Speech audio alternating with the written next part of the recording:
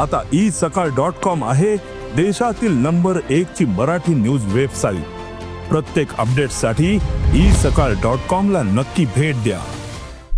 पीक विमा काश्मीरच्या शेतकऱ्याला गेला होता। आता त्याच्या अशा प्रचंड घटना घोळ आम्ही पाहतो पीक विम्यामध्ये आहे। पीक विमा म्हणजे घोटाळा असं समीकरण झालं। आता त्याच्यावर आमचं प्रशासन किती लक्ष देतं ते फार अवलंबून आहे। आणि आता तर 4 टिकर कमी केले, एकच टिकर ठेवलेला आहे। त्याच्यानं पीक विम्याचं जे अस्तित्व होतं तेच संपलेलं आहे। ते आता पैसे वसुलापुरतं मर्यादित राहू नये एवढ्या अपेक्षा आहे।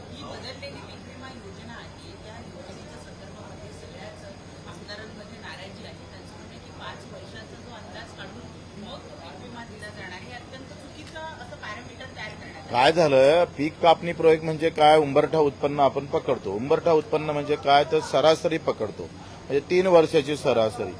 अर्थात आपण जर पाहिलं का 4 म्हणजे एखाद्या वर्षी 4 क्विंटल झालं सोयाबीन, एखाद्या 6 झालं, एखाद्या ठिकाणी 8 झालं, तर मग आपण 6 पकडतो। आता 6च्या जर खाली जर आम्ही उत्पन्न गेलं तर मग समजा 6 क्विंटल आम्ही सरासरी पकडली तर त्याच्या खाली 5 क्विंटल आता 1 क्विंटलचे पैसे भेटणार।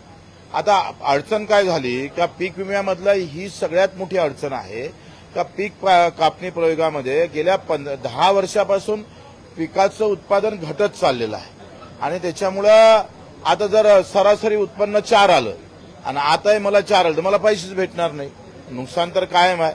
माझं म्हणणं आहे का 1 क्विंटलमध्ये तुम्ही 5 विद्यापीठं आहे, 1 क्विंटलमध्ये किती उत्पादन झालं पाहिजे किंवा त्या मातीची पोत त्या ताकदीची आहे तेवढं गृहीत धरलं पाहिजे का नाही। आता काय झालं, दिवसांदिवस हे जे पीक विमा भेटणं कमी होणार आहे, कारण आमचं उंबरठा उत्पन्नच कमी येत आहे। आणि उंबरठा उत्पन्न कमी आलं का परिणाम आम्ही पाहतोय पीक विम्यावरच्या पैशावर होणार आहे आणि इथं सगळं आम्ही शेतकऱ्याचं मरण पुन्हा येणार आहे। अर्थात आम्ही जे म्हणतोय या सगळ्याचा रामबाण उपाय मी नेहमी सांगत आलो, गेल्या 10 वर्षापासून बोलतो आहे का जास्त ऊन तपली तरी शेतकरी मरतं, जास्त पाऊस पडला तरी शेतकरी मरतं, रोगराई आली तरी शेतकरी मरतं, ह्या सगळ्या ह्याच्यात तो मरत असतो आणि भाव पडले तिथं पण मरतं। ते तर आमचे सगळे राज्यकर्तेच त्याला मारतात। या सगळ्या ह्याच्यातून उठला का एक मशीन गन घेऊन असतं आमचा पंतप्रधान मुख्यमंत्री, मारो साले को किसानो, ही अवस्थाच आहे। मी खोटं नाही बोलत। काय होतं, सोयाबीन 5,000ची 3,500 का विकावं लागली आम्हाला? हमी भाव 5,000चा आहे, 7,000ची शिफारस केली, 3,500 आम्हाला सोयाबीन विकावं लागली। सचिन जाधवाची आत्महत्या परभणीचे काय सांगतं त्यानं लिहून ठेवलं तर आम्ही हमी भावात आहे, आम्हाला जर सोयाबीन विकायचं आम्हाला व्यवस्था नसेल तर आम्ही काय करायचं काय? 3,500 सोयाबीन विकावं लागली। त्याच्या आत्महत्यासोबत त्याच्या पत्नीनं आत्महत्या केली, ते 7 महिन्याची गरोदर होती, अख्खी मारली ना मशीन घेऊन। ते दिसाले मशीन नाही पण व्यवस्था, जे म्हणतात महात्मा फुले कलम कसाई, हे कलम कसाई वाले लोक आहे।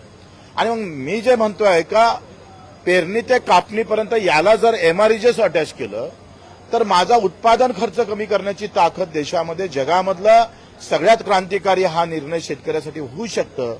एमआरईजेस मधला शेतकऱ्याच्या शेतीला मजुरी लागतं का नाही लागत तर लागतं। मग शेतीचा सगळ्यात जास्त खर्च कुठं होतं तर तो मजुरीवर होतो। तो औषध बियाणावर 30% होतं आणि 70% हा मजुरीवर खर्च होतं।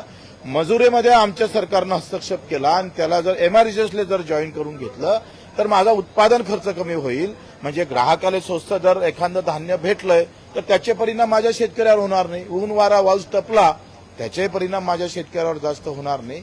उत्पादन खर्चाच्या बजेट म्हणजे त्याची बचत केली पाहिजे। जसं काय दूध व्यवसाय, दूध व्यवसायाला एमआरईजेसची जोडा।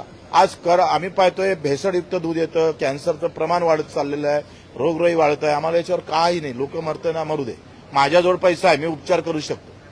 पण भेसळयुक्ताचा एक कण जर माझ्या गरीबाच्या शरीरात गेला त्याची अख्खा आयुष्यातली कमाई चालली जाते।